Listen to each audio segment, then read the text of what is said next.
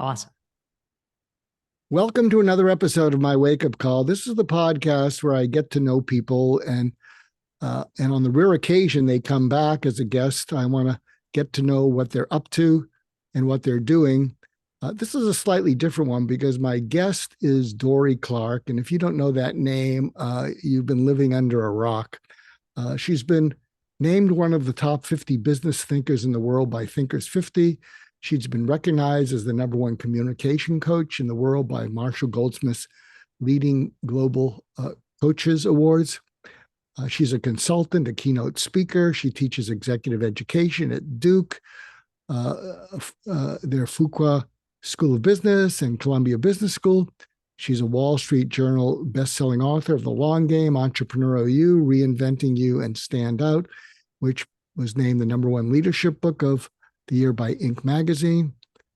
She's a former presidential campaign spokeswoman. She's been described by the New York Times as an expert at reinvention and helping others make changes in their lives. You can find her at Harvard Business Review. She speaks at Google, Microsoft, and World Bank. And you can download her Long Game Strategic Thinking Assessment for free at dorieclark.com, The Long Game. But she's back for a different purpose. I mentioned to her that we have something called 90-Second Mentor on LinkedIn.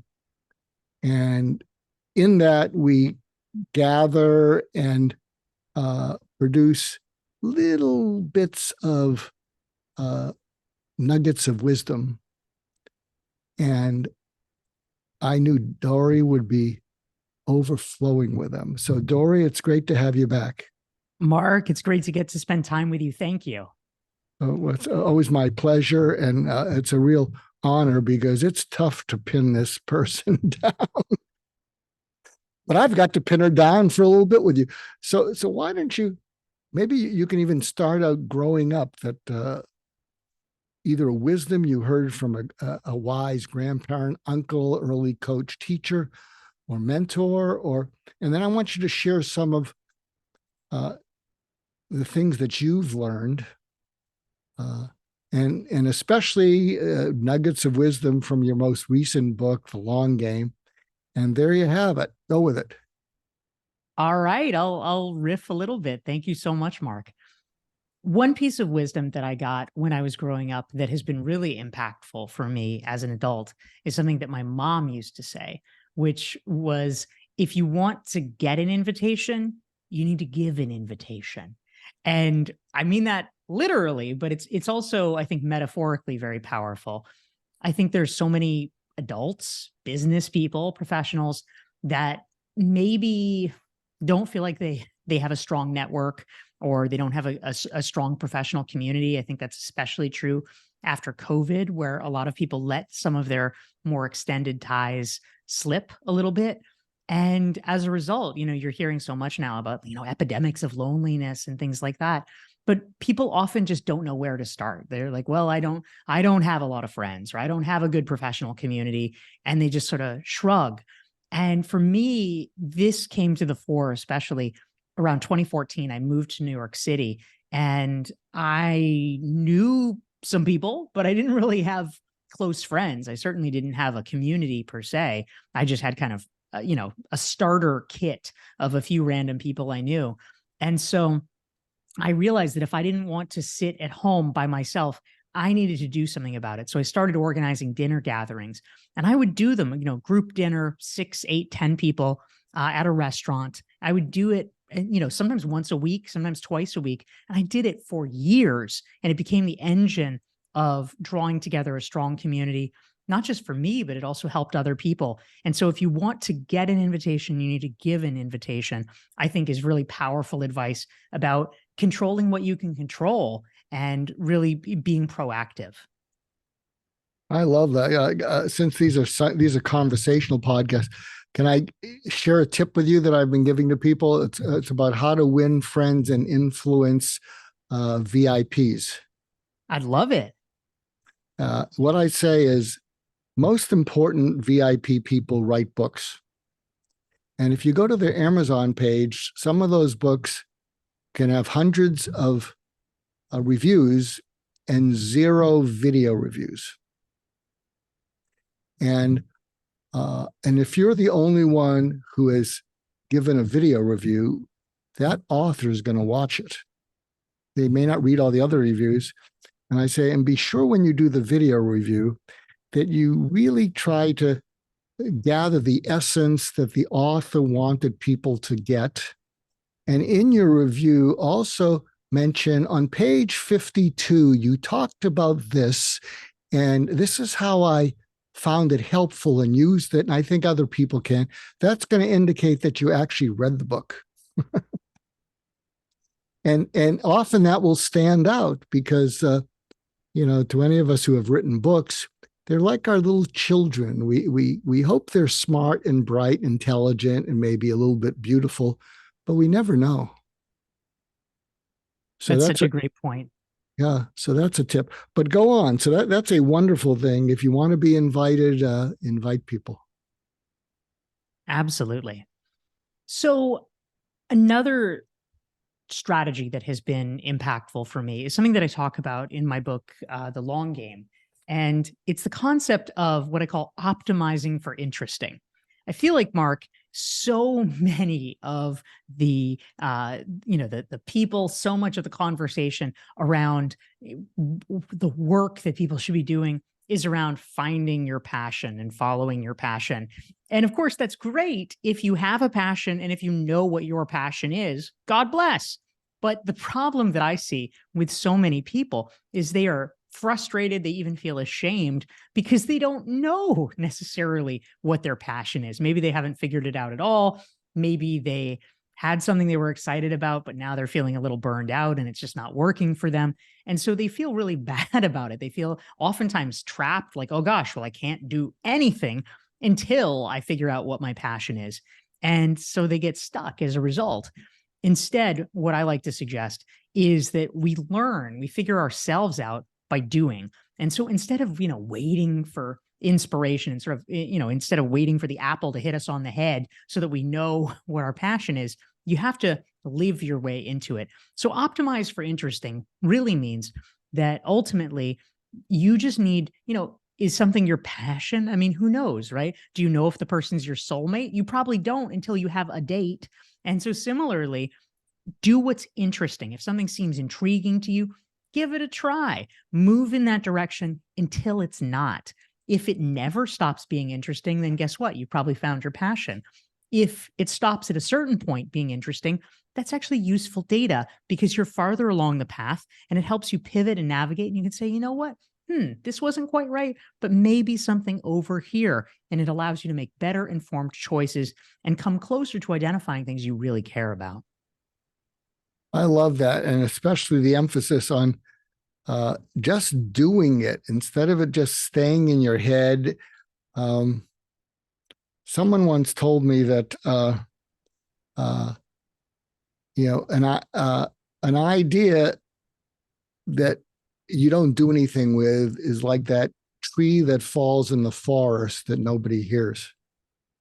And I like the idea. If you're interested in something, just do something with it and see where it leads you. That's wonderful. So what's another nugget from dear Dorie? I love it. Another strategy that I talk about in my book, The Long Game, is what I call thinking in waves. And for me, the crucial thing, we all know this is human nature.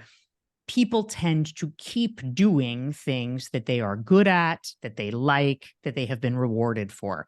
This is not a bad strategy. It's often a fairly good one.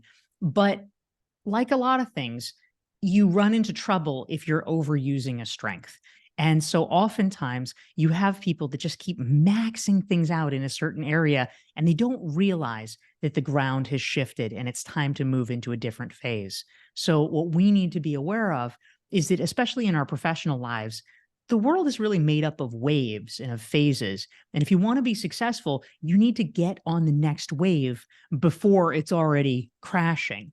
So specifically, I talk about 4 waves that occur in most arcs of our professional life.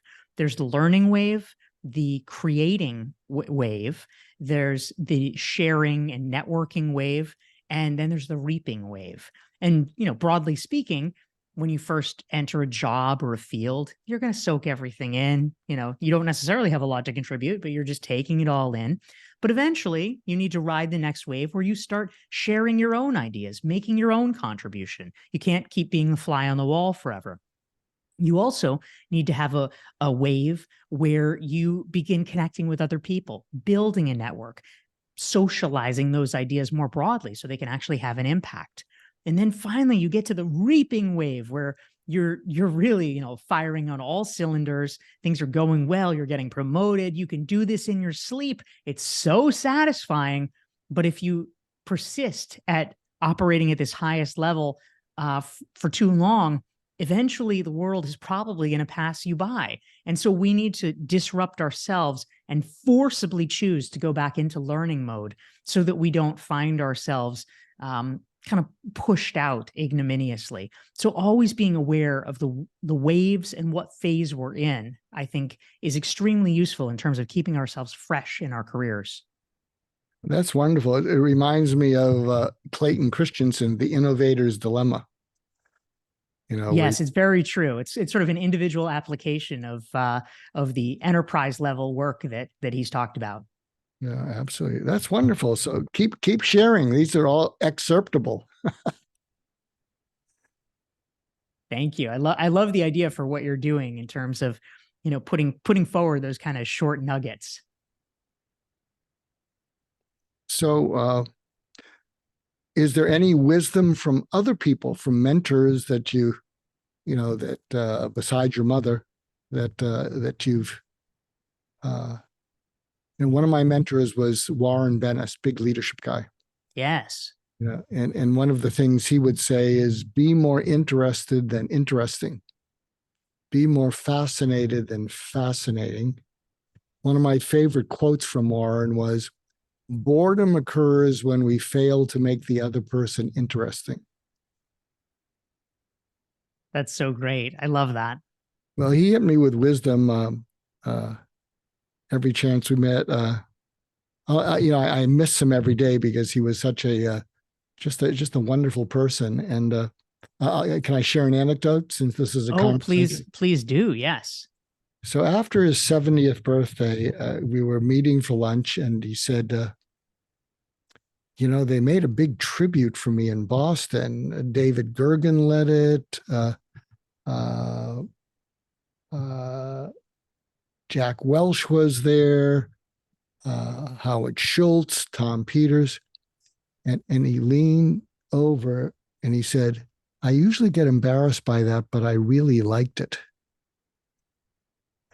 And I said to him, Warren, what you don't understand that everybody gets about you, and I knew in a minute of meeting you, is that people love you more than they respect you, and they really respect you.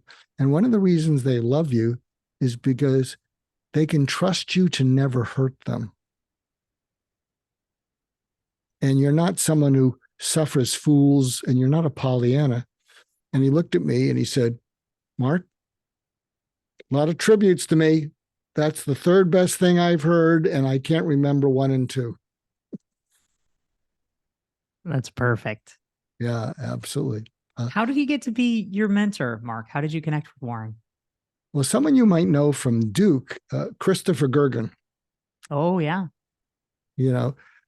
Someone had introduced me. I think he had a book called The Entrepreneurial Life. And someone had introduced him to me about some marketing ideas, and we had lunch. And he said, hey, I'm going to be a guest lecturer at USC, and they have a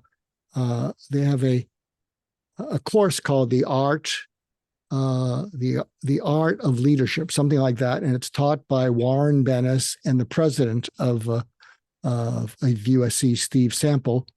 And why don't you come? And so I went there, and I sat next to Steve Sample, but Warren was conducting it, and Chris was, doing a presentation. And my mind works in a certain way so that when they ask for questions and answers, I don't know if it's manipulative, but I have this self-deprecating way of saying, you got to take what I say with a grain of salt. I'm a shrink, blah, blah, blah, blah, blah. And then I would ask a very evocative question, and there'd be all this discussion. And the first time I did it, Warren looked at me, and then and it was a long class, and so I think about 20 minutes later, there's a discussion, and it just triggered something, and I asked another question, and it did the same thing. And then about 15 minutes later, Warren looked at the class and he said, "This has been our best discussion so far this year." And then he looked at me. And then as the class is ending, he says, "Why don't you join us for pizza up in President Sample's office?" And so, so I met him, and then we just started meeting. And can I share another Warren story? Oh, I'd love it. I'd love it. So David Gergen has referred to him as a deep listener. And he does make you feel more important than him. And he brings that out of you. And even though I wrote a book on listening, I can't hold a candle to that. And so there's one breakfast, I'm with Warren, and I said, "Warren, you're going to talk. You're far more interesting than me. And we're not going to do the deal where you get me to talk and you're interested and you pull stuff out of me. No, no, no, no, no. You're going to talk." And he looked at me kind of like, I don't know. And then I said, "Come on, you can do that." And then he starts talking, and he keeps talking. And after a few minutes, he's so enthusiastic, he spits in my food. And he sprays my food, and he sees the spray, and he sees that I see it. And he said, "Mark, I think I just sprayed your food." And I said, "Warren, when people ask me what's it like to be mentored by Warren Bennis, I tell them every time I meet with him, I am trying to internalize him into my DNA, and I think that helped." That's a great response. That's amazing. I'm not sure if I touched the food, but it's a great response. But share some stories with us, mentors along the way, and or anything else, because I said the format of this was mainly to gather some of the great nuggets of wisdom that you've already shared with us and others. When I think about advice that I've received from great colleagues or mentors, one of the filters that I have is, what do I quote the most? What do I think about the most and cite to others that has been helpful? And something that actually comes up surprisingly often is something that I learned from a friend and colleague that actually brought us together, Marshall Goldsmith. And Marshall is himself a committed Buddhist. He loves the idea of just keeping it light, letting it go. And so one of my favorite pieces of advice, if you can even call it advice, is actually a hand gesture. Because when something bad happens, or we can put in air quotes bad, something that you didn't wish for, or that it wasn't expected, and wasn't what you were after, Marshall takes his hand and he does this kind of little flicking motion, sort of like the opposite of like the Queen waving to people. He sort of waves it off, flicks it off, and he says, "Oh, well." And he just flicks his wrist away for like a minute and a half and just, whisks it back out into the universe. Oh, well. And I think that's a great reminder for all of us to take ourselves less seriously, to take life a little bit more lightly, because in the end, there are very few things, especially in the corporate world, that are life or death. There are things that really matter in the world, but honestly, whether somebody said something snarky to you in the mailroom probably isn't one of them. We can most of the time let it go and feel good about letting it go. So do you have an example of applying that where you were getting caught up in your OCD or whatever, and it was really challenging to you, and you said to yourself, "You got to let this one go, Dorie"? Oh my goodness. I mean, I feel like it actually comes up fairly often. I mean, Everybody's got their thing, Mark. And for me, I think one of my little triggers is if I feel like somebody has been disrespectful in some way. I like really don't want to countenance that. I think I grew up in North Carolina in the heart of Scots-Irish territory, and it's sort of a blood duel kind of culture. And so I sometimes get a little worked up, and so I often, if I feel like somebody has been a little bit disrespectful, I just have to wave it off and let it go. Yeah, I have a little technique which I've used. I've been married for 45 years, which I occasionally use, and it's a tip that I've used that can stop any argument, nip it in the bud. And what it is if before you escalate and pass the point of no return where you're going to sleep in different bedrooms, if I ask myself, what's it like for the other person right now? And I've discovered that I can't be empathic and angry at the same time, because empathy is a sensory thing. I'm sensing vicariously what's going on with them, as opposed to loading up and venting, which is a motor thing. So we were getting into one of these little arguments, tit for tat kind of thing. And then while I was about to reload, I thought, what's it like for her? And I paused and I said, do you like where this is going? She said, no. I said, yeah, I can't stand it, because you know where it leads. I'll sleep in the den, and then we'll tiptoe back, and we may not talk about it, but we'll make up over breakfast. And I said, yeah, I don't like where it's going either. Do you have any idea how we can keep it from going there? And she looked at me and she smiled and she said, no, but you're doing good. That's nice. Yeah, yeah. But that's great. You're right. I mean, anyone who knows Marshall, that's his signature. His green polo shirt and his waving, let it go, let it go, let it go. Yeah.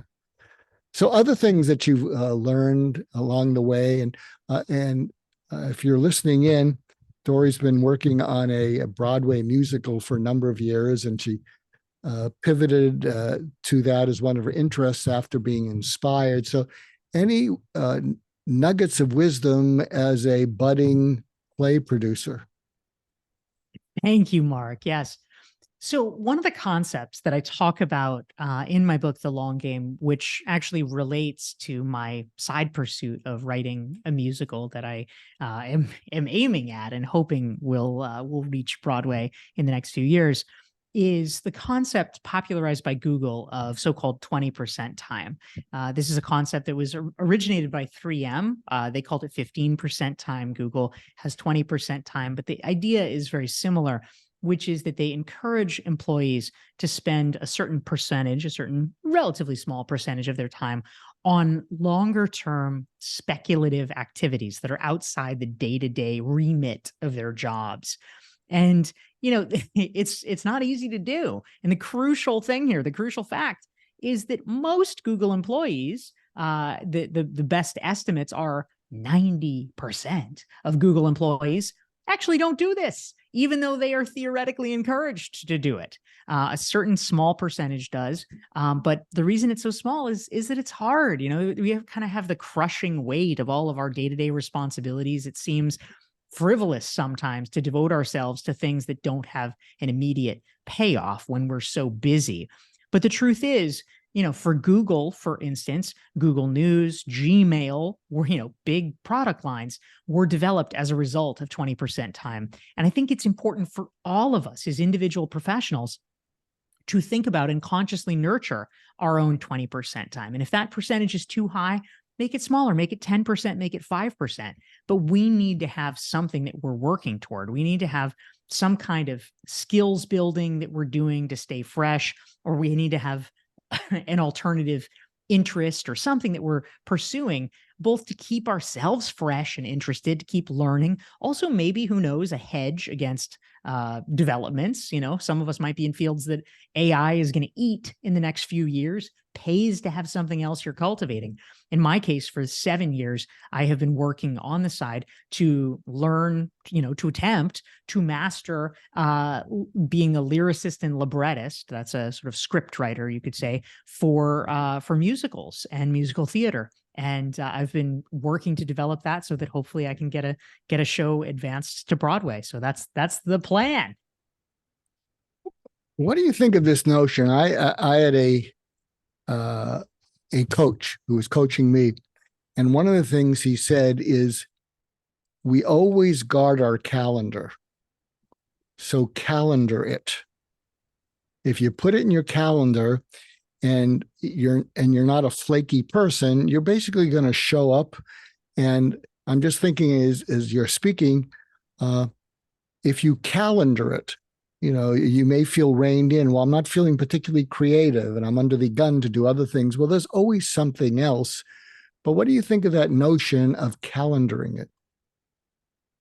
I think the idea of calendaring things, meaning specifically writing them down, putting them in the calendar, and then using that as your to-do list, essentially, is generally quite powerful. A lot of times, people have a to-do list, and a month later, they find they have the same to-do list, which is a little bit depressing because they never actually get to it. Putting it in a calendar makes it real.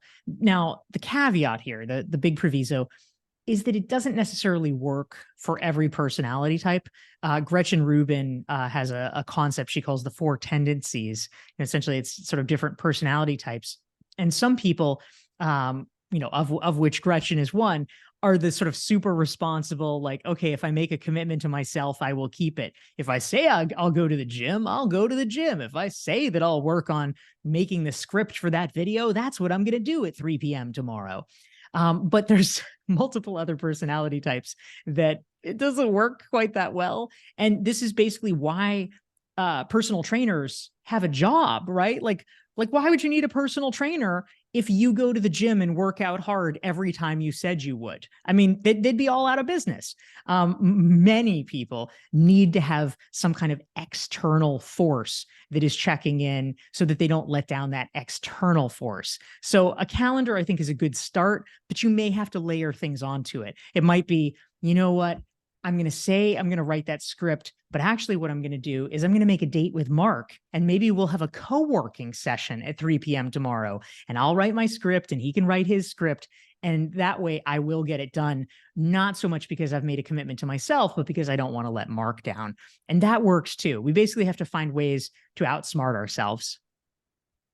My first book was called Get Out of Your Own Way, and one of the chapters was procrastination. At the end of each chapter was something called the usable insight.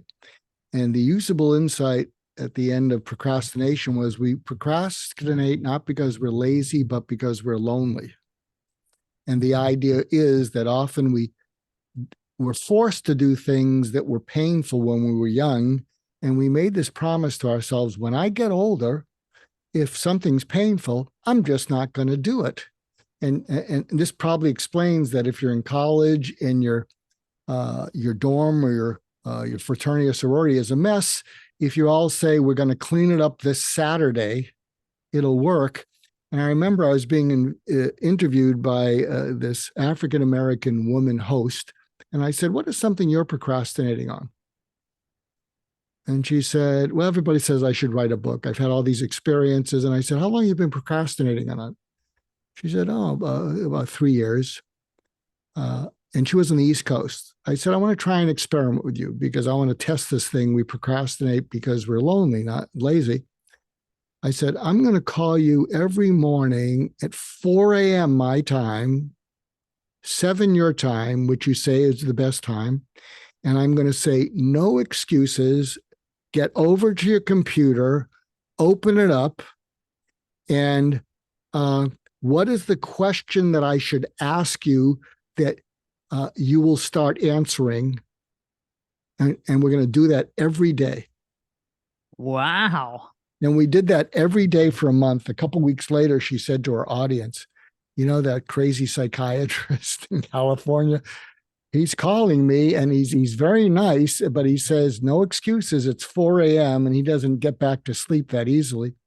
And so we did that for about a month, and then we stopped doing it. And then 6 months later, she called me and she said, "What's your address? I want to send you my book." What a mensch you are, Mark. Jeez. Talk about getting somebody unstuck. That is very impressive. Well, thank you. But doesn't it sort of make sense that an accountability buddy? I'll tell you one thing. I had 8 mentors. They all died. The last one was Larry King, and before him was Warren Bennis. And one of the things I felt towards these mentors is their esteem for me meant everything. And the last thing I would want to do is lose their esteem. So I would never bring up anything to them that I was going to do that I wasn't 150% sure. And look, they weren't perfect. They would have forgiven me. It's okay. And I would just, say, next time we meet, you don't have to remember what I just told you I'm going to do. Just say the words, "How's that thing going?" And but I found that really helpful because the esteem of people that I respect and admire is huge. Yeah, that's such a big deal. That's really great. Are there some mentors you've had where you had that sort of feeling like, boy, their esteem for me was just spectacular? I wish that I did. I have been relatively thin on mentors, I would say. I have had a lot of really great, you could call them sort of peer mentors or, friends who are in a similar place. But for whatever reason, I think, partially perhaps because I didn't come up in corporate. I've done a lot of different things. I've worked on my own since I was 27. And so I haven't had a lot of, sort of, I guess you could say classic mentors in terms of like the older person kind of encouraging you along. Certainly there's a lot of people that I've learned from. But I wouldn't say that there's a person per se that I can point to as like, oh, they taught me everything I know, or I always wanted to please that person. It was a little bit, it was a little bit more kind of having to find my way on my own, which, is both good and bad in the sense that you really have to learn it. If you're thrown in the pool, you need to swim pretty fast. And so a lot of my work has been animated by the idea of trying to pass on useful things for other people to make it a little bit easier. Yeah. John Wooden wrote a book on that. I forget The Power of Mentoring. And you'll find the book. And he talks about having been mentored by Abraham Lincoln, Mother Teresa, people he's never met, books that he's read, Yes. but also people that were mentors to him. And in it, they have some of his players, Kareem Abdul-Jabbar, Bill Walton, talking about having been mentored by him. And you really get the feeling that if you were to ask Kareem Abdul-Jabbar, Bill Walton, what was the highlight of your career? You got the feeling they would say, when we played under Coach Wooden, and it might be something interesting to read because, it may be something that you've never thought of, but I've had 8 mentors. They've all died. I'll tell you how I use my mentors. When I mess up, I can be really hard on myself. I can say, that was stupid. Don't you know any better? And what I have now is the Dead Mentors Club.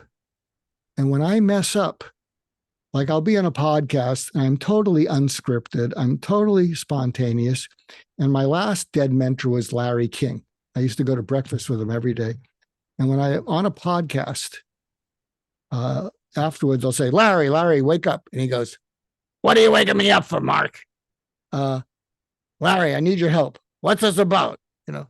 Can't you go to one of your older dead mentors? I'm only dead a year." I said, Larry, just listen to me. I did it again. What'd you do? Well, I'm on this podcast and I say, the most important 5 things to remember, and I could only remember 3. And then I started telling a story and I got a little lost in the story. Mark, what did the host say? Oh, she wants me back again. Mark, you woke me up for this? Can you just put a sock in it already? Let me go back and RIP, huh? But I am telling you the feeling of it and missing him. Maybe it goes back to what I was saying about procrastination and and just feeling blessed that they were in my life. I don't know. Maybe I'm just old school, but if you have a chance, check out that book. And again, you don't need a mentor, but you are someone that is a seeker of experiences. And if you read that book and you say, gee, am I missing out on something? Like I think an Alan Mulally would love to be your mentor. Yeah, Alan's a cool guy for sure. You know, so I'm just saying, think of it. I mean, look, being independent, self-reliant, and helping other people, that's worked for you. I'm just saying that as a person, those mentors changed my life. Yeah, that's a great point. I appreciate it, Mark. And I think the book sounds like a great thing to check out.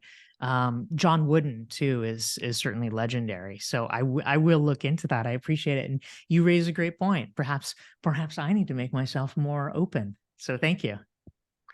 So where do you think you're closed? I I don't can do it know. myself. I've never needed anyone up to now. I haven't done so badly. I think it's okay. I'm helping the world. Who needs a mentor? Well, I'm certainly not philosophically opposed to mentors. It's true. But you do raise an interesting point. I mean, just this past weekend, as you know, Marshall Goldsmith was gathering people in Nashville. Alan Mulally was there. And there's always like this kind of long line of people and whatever. And I never want to be the person who's like, I'm gonna line up and go, oh hi, Mr. Mulally, really nice to meet you. Like, I feel like let's let's let other people do that. I don't really need to do that. I can kind of, you know, go do my own thing. I don't necessarily need to be part of the crew that's wanting to talk to the celebrity. But, I mean perhaps I should embrace that more in So some here's ways. here's the pitch, because you are one of the most admired people in 100 coaches, and no false modesty. You really are. You're a doer. You help other people. You are a force of nature. You have all this initiative. So read the book, and if you think, geez, there's something in there, I'll bet you, since you're so well regarded, I'll bet you could reach out to Alan Mulally and say, I don't know if you know me. I'm part of the 100 coaches and blah, blah, blah, blah, blah. And I was recently on a podcast with someone who had a bunch of great mentors. And I said to him, well, I've never really had a mentor. I've had people I've learned from. And he told me that I was missing out on one of the best experiences in life. And I've never thought about mentoring. And I read this book about John Wooden, and there's a centering quality of mutual love, which is different than the addiction of momentum. I mean, momentum is very addicting, but there's something about. I'll share an experience with you. Is this okay? We're talking like this? Oh yeah, absolutely. Um, so I have 4 grandchildren, 4.5 and under. I get to see them every day because they live close and we have a pool. So my wife was right to keep the house, because if we went into an apartment, they'd get restless. And I do my best to get over there when they're going to come over. And when they're in the kitchen, my wife, my 2 daughters, and my 4 grandchildren, I am completely ignored. Nobody asks me anything. Nobody looks at me. And I'm not ignored. I'm just not included. And my wife and my daughters are talking about the details that I have no idea. And my grandchildren, playing with each other. And I was about to act like my grumpy late dad who, if it was him, he would say, well, I'm being ignored. I'm going to go in the other room. I'll just check my emails. Email wasn't around when he died. Uh, but I got a hint that there was a reason for me being there, because even though my daughters are checking their phones and whatever and multitasking, if I pick up my phone to look at it, everybody gives me the stink eye. What are you looking at your phone for? I'm being ignored. What? And then but I'm not supposed to look at it. And I responded in a whiny way once because it was so pathetic. It was like, well, nobody's paying attention to me. I thought I just checked my, it was so pathetic. I only did it once. And then I decided, well, I could go in the other room. I said, but there's something about me being here. And so I'd sit there, but and when I'm being ignored, I'm just curious what's coming into my phone, what texts, what master of the universe projects am I involved with? And I said, that's pretty crappy too. And then the next step I got to is, geez, my wife and children don't look at me. They're embroiled in the details, but my grandchildren, they're playing with each other, but they'll occasionally look at grandpa. And so my next iteration was, I'm just going to sit there, patiently wait for my grandchildren to look at me. And when they do, I am going to bathe them in utter delight. And when I bathe them in utter delight, they take a second look. And I realized I don't think I bathed my kids in utter delight because I was busy earning a living and I was running around. I'd check and I'd say, I love you and blah, blah, blah, blah, blah. But when my grandchildren look at me and then I'm just looking at them with utter delight, and I'll tell you, Dorie, there's something intrinsically so healthy about ridding my mind of anything ego and ambition related. Just waiting there to bathe them in utter delight. There's something transformational about it. And it's interesting, with the people I mentor, I make sure that every time we meet, they get a hit of utter delight. It's not, what are we going to work on today? It's like, boy, am I glad to see you. And it does something in addition to, what are we going to work on today? So I'm sharing that with whoever I can, not only who are parents, but and someone said, I love the idea. How do you learn utter delight? I said, it's simple, but it requires a dog or a cat, because when you come home from work and they come to you and you look in their eyes, you're getting a full portion of utter delight and you're giving it back. That is true. I've got a kitten right behind me, right behind this computer now. Yeah. Someone once said to me, will it work with a parakeet? I said, I don't know. Just get them to say whatever you want them to say. But do you follow what I'm saying? I'm just sharing it with you because I think the world of you, and I'd like you to have it all.